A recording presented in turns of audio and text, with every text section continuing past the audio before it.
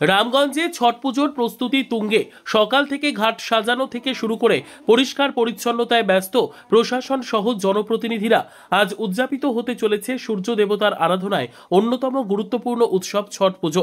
তার আগে ঘাট সাজানো থেকে শুরু করে পরিষ্কার পরিচ্ছন্নতা ঠিকমতো হচ্ছে কিনা তা খতিয়ে দেখতে সকাল থেকে উপস্থিত রয়েছেন রামগঞ্জ ১ নম্বর গ্রাম পঞ্চায়েতের প্রধানের প্রতিনিধি রঞ্জিত রায়, উপপ্রধান কামাল উদ্দিন, দলনেতা ও হাটখোলা বুথের মেম্বার সিদ্দিক আলম এবং রামগঞ্জ গ্রাম পঞ্চায়েতের সদস্য আব্দুল কাদির।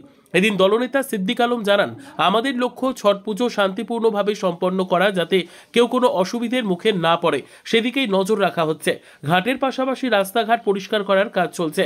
পাশাপাশি এদিন রামগঞ্জ ১ নম্বর গ্রাম পঞ্চায়েতের প্রধানের প্রতিনিধি ও উপপ্রধান জানান, আমরা এই ছট পুজোকে জাতি ধর্ম নির্বিশেষে একত্রিত হয়ে সম্পূর্ণ করি। তবে সিদ্দিক আলম জানান, প্রতি বছর প্রায় ১৫০ থেকে ২০০ পরিবার এখানে ছট পুজো করেন। হাজার হাজার মানুষের ভিড় হয় এই কাচনা পুকুর ছটঘাটে। সব মিলিয়ে রামগঞ্জে এখন উৎসবের আবহাওয়া। পুণ্যার্থীদের নিরাপত্তা ও সুবিধার জন্য প্রশাসনেও তৎপর রাখা হয়েছে। আজ সূর্যোদয়ের সময় ঘাট জুড়ে ভক্তদের ভিড়ে মুখরিত হবে রামগঞ্জের ঐতিহ্যবাহী ছট পুজো। আমাদের প্রতি বছর আমাদের পঞ্চায়েতের তরফ থেকে পরিষ্কার করা হয়, আর যেভাবে আমরা আগে পরিষ্কার করে আসছি এবারেও আমরা খুব তাড়াতাড়ি আজকে 2 দিন অ্যাডভান্স আমরা এই কাজটা 3 দিন ধরে করতেছি। আজকে হয়তো কমপ্লিট হয়ে যাবে, আমাদের ছটঘাট পুরোটাই কমপ্লিট হয়ে যাবে। তো আমরা আশা করছি আজকের মধ্যে সন্ধ্যার মধ্যে আমরা এটা পুরো এই ঘাটটাকে কমপ্লিট করবো। প্রত্যেক বছর কিন্তু ইসলামপুরে বিডিও সাহেবা এই ঘাট পরিদর্শন করতে আসেন, এবার কি প্রশাসনিক বলছে এখানে আমরা কমপ্লিট করে দিলাম যাতে আমাদের কোনো অসুবিধা না হয়, যারা ছট পূজা করে এবং তারা যাতে ভালো মতো আসতে পারে সেই জন্য আমরা রাস্তাটাও দেখি কালকে পরিষ্কার করার ব্যবস্থা করব। কতগুলো পূজা হয় এখানে? এখানে প্রায় 1 থেকে 150-র মতো পূজা হয়। যে যারা এখানে যাদেরকে বলবো তারা যেন এখানে ভালো সুষ্ঠু শান্তভাবে এখানে পূজাটা হোক আর পূজাটা করুক। আমরাও এখানে পঞ্চায়েতের তরফ থেকে যতটা সহযোগিতা লাগে আমরা পঞ্চায়েতের তরফ থেকে ফুল সহযোগিতা এখানে করব এবং সবাইকে বিশেষ করে আমাদের রাস্তাঘাটে যারা দোকানদার ভাইরা আছে তাদেরকে বলবো তারা যাতে এই 2 দিন কোনো নোংরা আবর্জনা যাতে রাস্তায় না ফেলে, যেহেতু রাস্তাটা আমাদের পরিষ্কার করতে হবে, রাস্তা যেন পরিষ্কার থাকে সেই জন্য আমি আমাদের দোকানদার ভাইদেরকে বলবো তারা যেন রাস্তার মধ্যে কোনো পানি বা কোনো নোংরা এই জাতীয় জিনিস যাতে না ফেলে। কত মানুষের জমায়েত হয় এই পূজাতে? হ্যাঁ, প্রচুর এলাকার এখানে তো আমাদের ছট পূজাটা প্রায় এখন শুধু বিহার, এখন আমাদের বাঙালিরাও এই ছট পূজাটা করে সেই জন্য এখানে বাইরে থেকে এখানে আমাদের খুব একটা বড় পূজা হয়, সেই জন্য বাইরে থেকে এখানে লোক দেখতে আসে। বিশাল বড় একটা জমজমাট হয়ে গেল।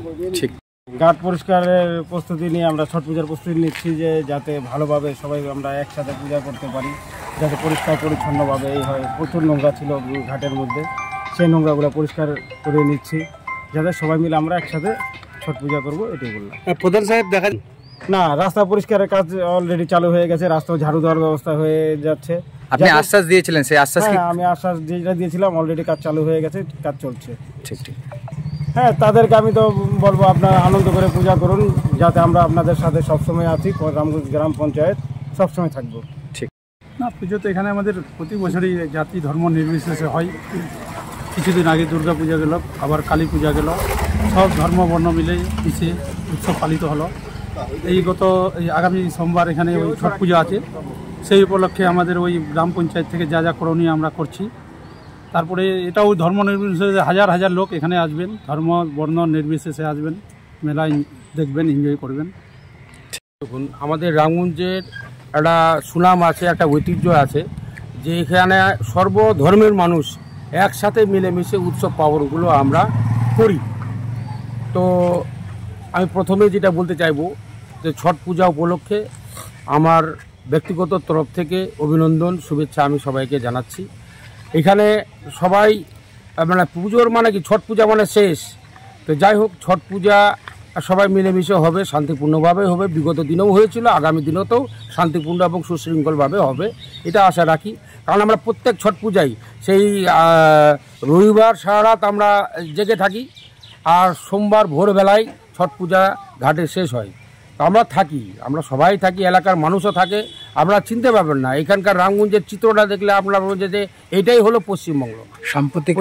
সাম্প্রতিক যে একটা কি বলছে সম্প্রীতির একটা চিত্র, সেটা রামগঞ্জে আসে, সেটা রামগঞ্জে অবশ্যই আপনারা লক্ষ্য করবেন। আপনারা নিজেরা আসবেন, দেখবেন যে না কতটা বাস্তব কথার সাথে বাস্তবতার কি মিল আছে, আপনারা নিজেরাই দেখবেন।